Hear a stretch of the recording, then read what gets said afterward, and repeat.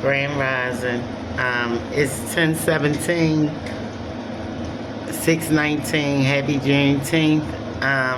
It's a continued reading of The Hunter and Queen. I have a little thing I gotta do. I gotta go back and change the name of this. Is the Sovereign Power Couple. I can't even consider it a power couple because it's so powerful. So after I do this, then we can continue with the Hunter and Queen, Neith and Anubis. But I received a message around 8:10 p.m. last night, and I seen 8:11 and 8:12. That could be significant. They say the Anunnakis is out because of a Thronus type energy. Thronus was off the Avengers. He was collecting God jewels. That's for the ley lines of the earth. Anubis was hunting a soul, and so we're going to start off with some downloads I got about Anubis. Anubis was hunting a soul when he was sent to you.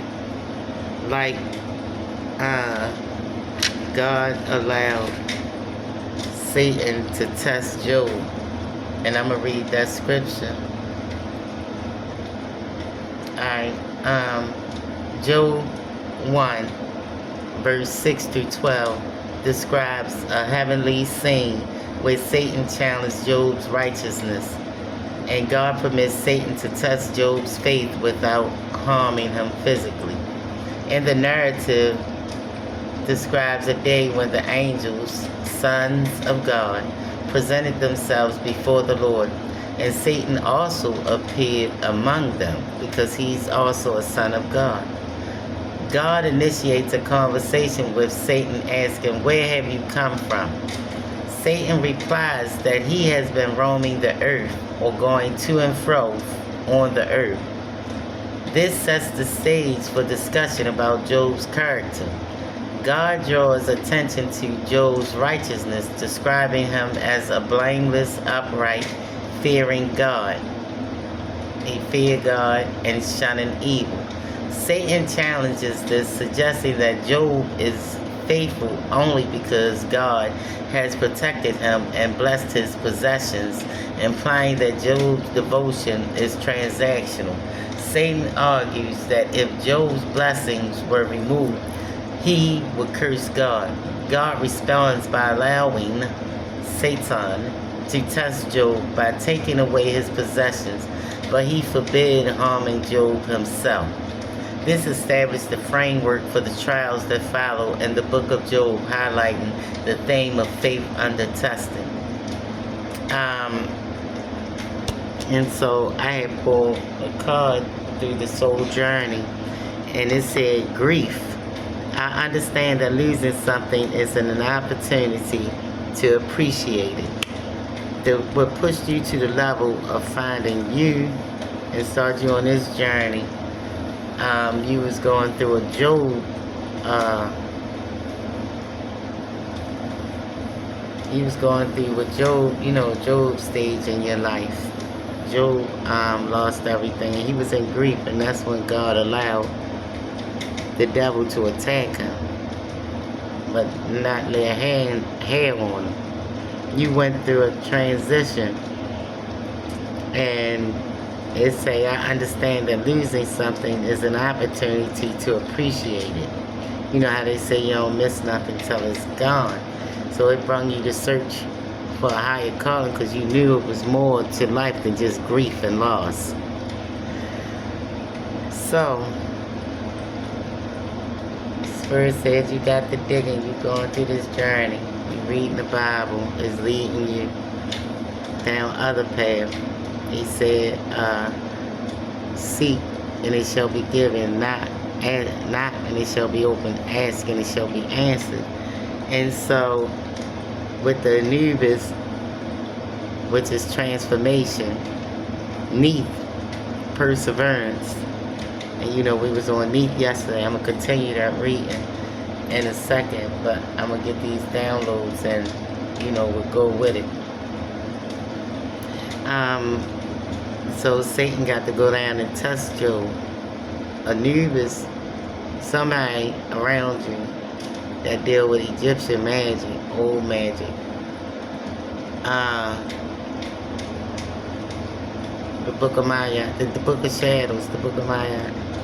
They went down digging up these laws, not understanding everybody ain't who you think they are. So they sent Anubis out because they said, no, this person is grief. This one they at their lowest, I can strike. They don't believe in God like they say. I can make them bend, I can make them fold. So they sent Anubis out because you wasn't folding, you was standing on the word. And so a downloader said, Anubis, he forgotten her because of space and time until he entered her space. Grief, the sender. Somebody decided to send him out. As a cause and effect of things. The grief, and I just read you grief. The sender thought she was a mere broken mortal until Anubis remembered her. The beginning of time, creation, before the earth held form. Because Neith is like the water. Before earth was formed, it was all water. Birthing things. I said the Empress is about to birth something yesterday. Before the earth held form. Then it says, then she took the form of the earth. And he forgotten her until he came to weigh her heart and remembered her in her sacrifice to the cause, which was mankind. It was greater than themselves, because just like on Superman, the planet was in trouble. So another card was pulled during this, if I get to read Anubis.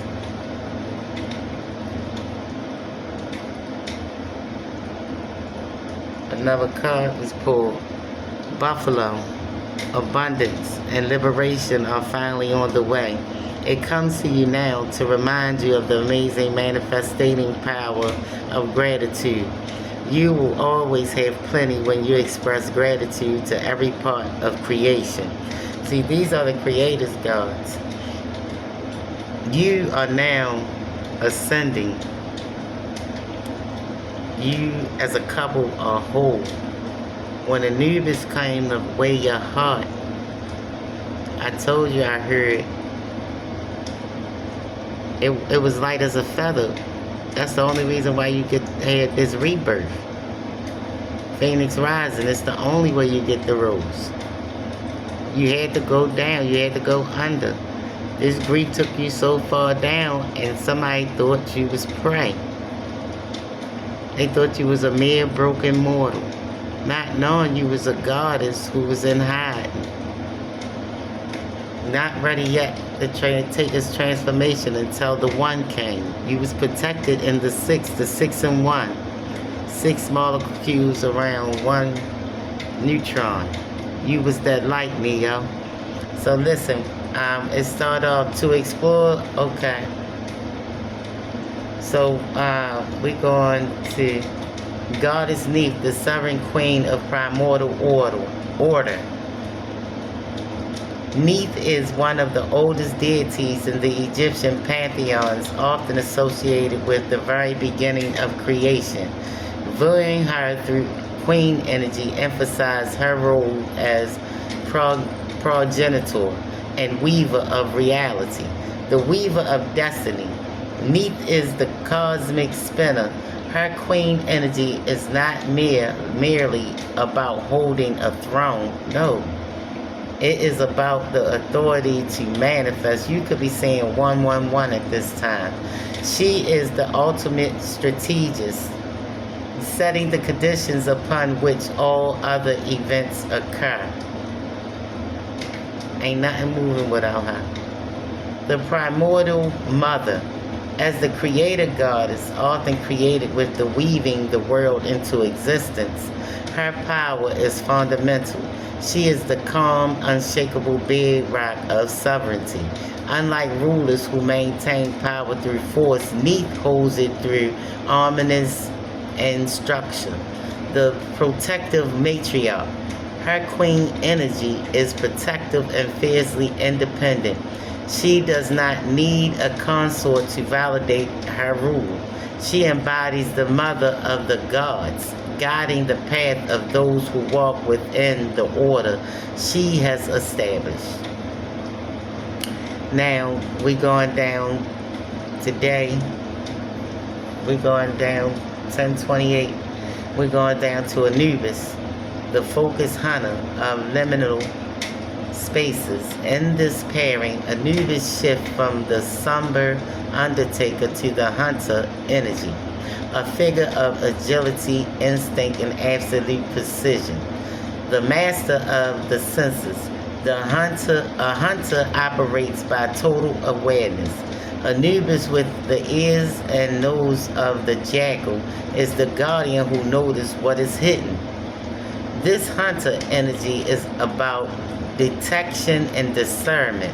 He does not hunt for sport, he hunts for truth, stripping away the illusory to reveal the core essence of a soul or a situation. Told you this person that sent them in, the sender of grief, sent them in thinking you wasn't, saying you wasn't who you say you are. They thought you was just a broken mere mortal and you could be liable to do anything and you really don't stand for nothing. So you'll fall for anything. So Anubis, also known as the Pathfinder, the hunter knows the terrain better than anyone else. Anubis knows the geography of the Duat, the underworld, and the threshold between life and death. His hunter energy is the ability to navigate the most difficult, uncharted territories where others would get lost. The sentinel of precision. Anubis could represent the measure. That's why you see the scales of the Anubis come to weigh things out. Your heart gotta be light as a feather to take that ride. As the protector of the scales, his hunting focus is applied to integrity. He hunts for imbalances. They thought you wasn't who you said you are. Ensuring that nothing enters the next phase of existence that does not align with the order set by the queen. So now we have the archetype, Neith, the queen, energy flow, strategic structure. That's just like Ishtar. These are reincarnate energy for the world. The new world is being formed, and these energies are out balancing them scales. Energy flow with Queen Neith. Strategic / structural function defines the vision, the law, and the why. This is what is waking up inside you. These are the ley lines that are now waking up. Anubis, hunter, tactical, energy flow, tactical, instinctual, and the function is execute the vision, tracks the how, and ensures precision. Define the vision, she does, that's her function. She find it, she thinking about it. The law, going in between, because there's laws everywhere, here and there. And why is this, needed? He go out hunting, execute the vision, tracks the how, and ensures precision. So this is balance. This is balanced energy. That's why the white buffalo is out because that's why the white buffalo is out because